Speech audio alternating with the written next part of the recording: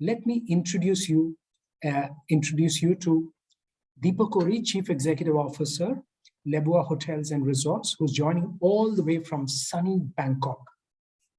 Deepak, welcome. It must be warm there and you must be really enjoying the weather. Yes, Ashu, thank you. And first of all, many happy returns of the day. Oh, thank you so much.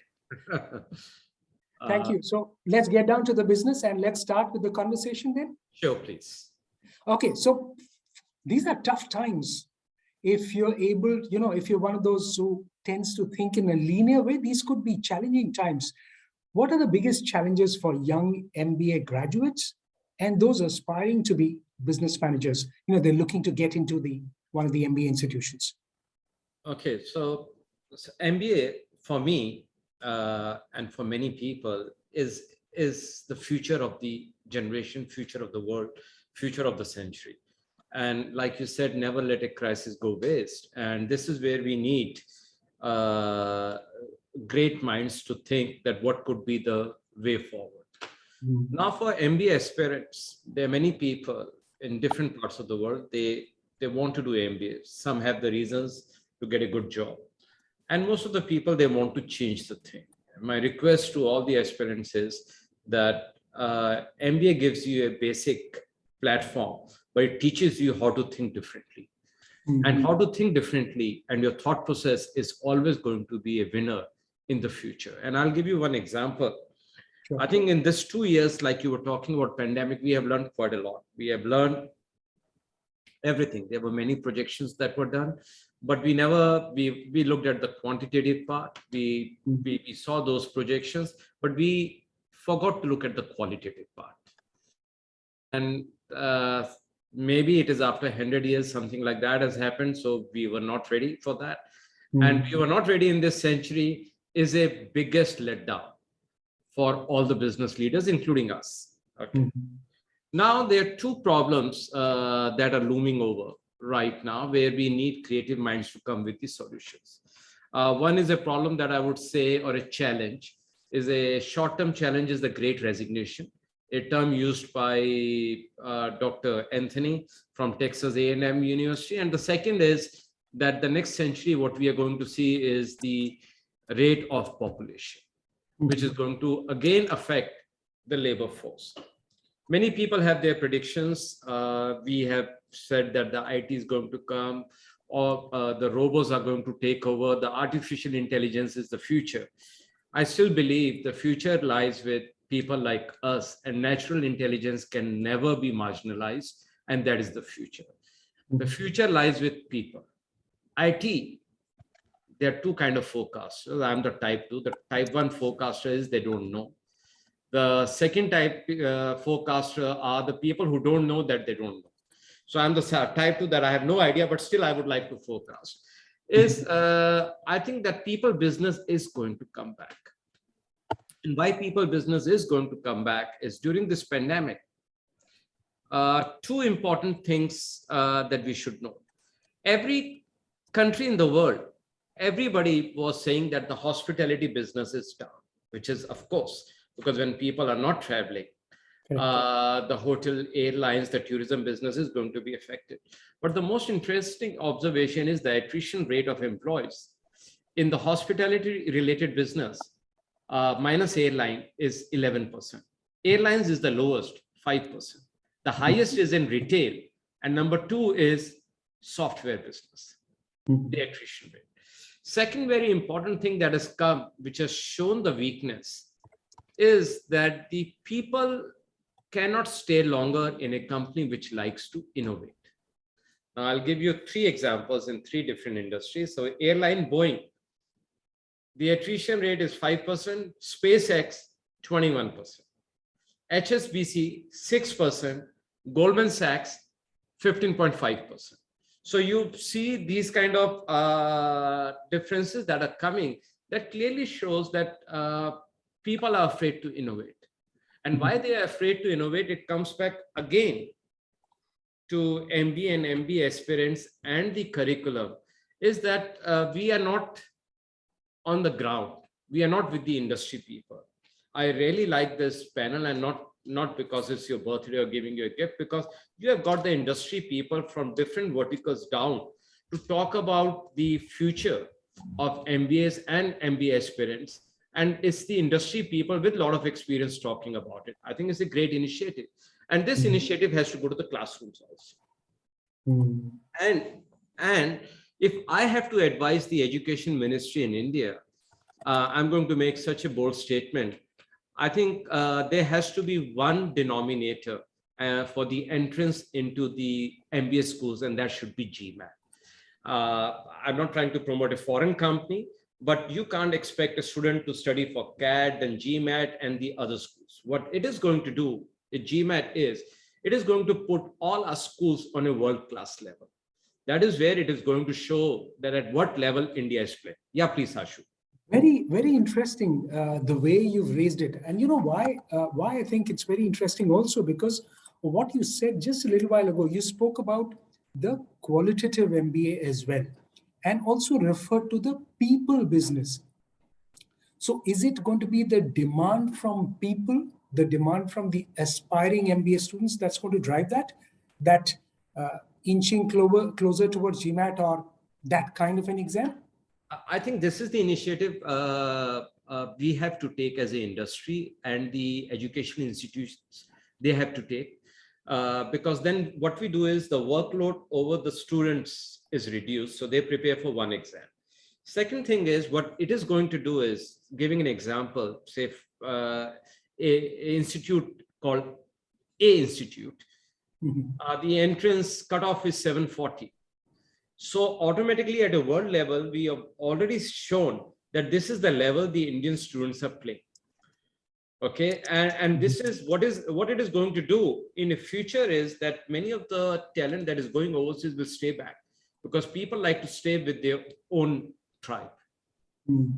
Okay, second thing, what is going to happen is that most of the private institutions that are charging high fees, they will come under pressure, because if their cutoff is 500 in India, in city B, city C, or whatever, they will not be able to charge those kind of fees, and it will be a pressure on the academics. That is, a lot of professors, they do not want to change. They do not want to bring experiential learning, because they have to change, they have to adapt. And when these things will happen, the quality of the students that are going to come out into the workforce will have a greater process knowledge. They will have a knowledge how to process the data and how to handle the situation that we were and we are still into. I hope we are coming out of it. And this is going to create a better world for tomorrow. Also, so you use the word data. That is a new beast that is emerging. We are learning how to use data.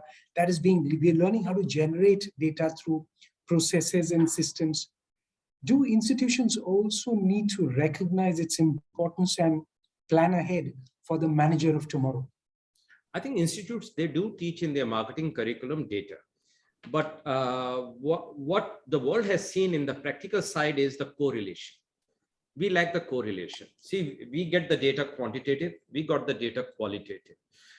Long time back, and still automobile industries, I think maybe Sumit may talk about it. Automobile industries, they use a technique called conjoint, a tangible trade-off. That is a mix of quantitative, qualitative data, and then you see which model of car has to come. If we would have used a correlation, I think we would be in a very different situation, and the world would be in a very different situation. And point to make here is that this gentleman, the professor who started this term called the Great Resignation, actually did it qualitatively. The quantitative data was giving a very different signal. And the figures in terms of the attrition rate, I gave it to you, is a mix of qualitative and quantitative. It is how you think about it. So it is not, the first point before collecting data is how you think about it. And how you think about it is what we need to prepare our future leaders in the classroom and the MBA aspirants.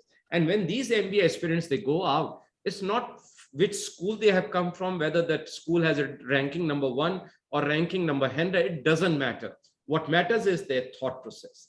And over a period of time, exposure takes over the education. But in the beginning of a career, education is must. So can you highlight, Deepak, also some real life scenarios that can demonstrate how does one maintain the challenges, how does one live up to the challenges now that we are seeing, and ensuring that they are thinking differently while undergoing the regular education and then perhaps the MBA education as well. Okay, so we have certain MBAs who work with us. So what we did, that we said during COVID, we will not let any people resign. I mean, not resign, we will not fire anybody. We didn't fire anybody. But still, 40% of our workforce resigned. Oh.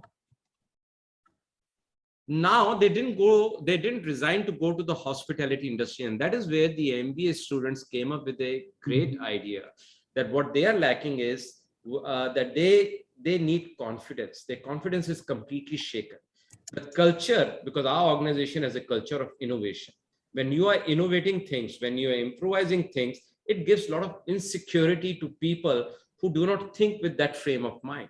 I'm also the chairman of the board at the Florida International University, and we are starting an entrepreneurship and an innovation center. And the basic concept of starting that center is to train people to create a job security while being in the innovative industry. So we saw a reality, and then suddenly when we started working towards the cultural thing, giving the security to the people, our resignations have actually dropped, I would say, in single digit today. So the difference is sometimes we are taking one right step, but we are not able to see the future. So the MBA students can see that, you know what, we do this, that is what we are doing, but we're still not giving the job security. Our culture is still giving them a lot of insecurity. Let's work on these things, and that will change the people's behavior.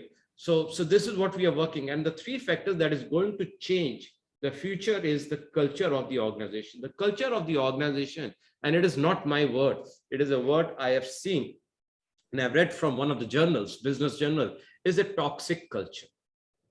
That is going to make sure that the organization, the attrition rate is higher. Second thing is the job security in an innovative organization. Many organizations wants to be innovative, but how do you retain your people? And that is where the human resource has to come up with the new techniques, and HR is going to be the future.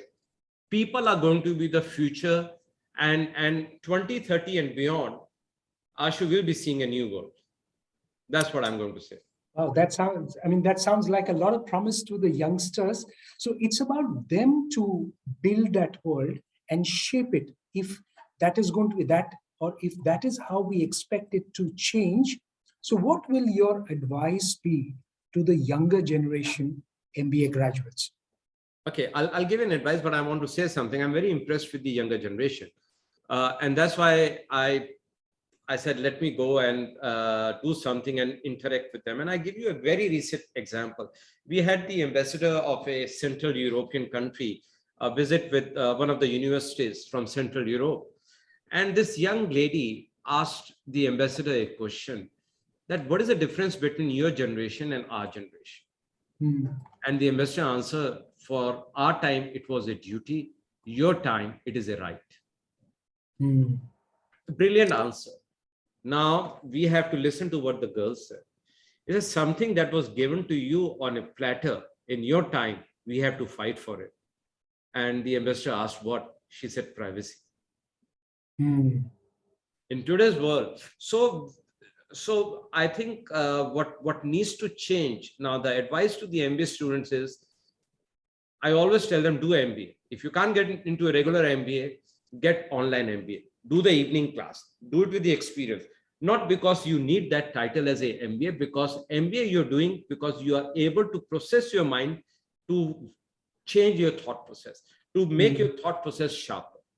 And that is what is very important in today's world. That will be my advice.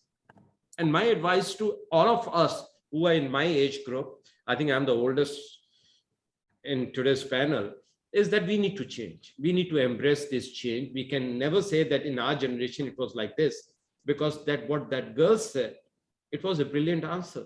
They don't have the privacy.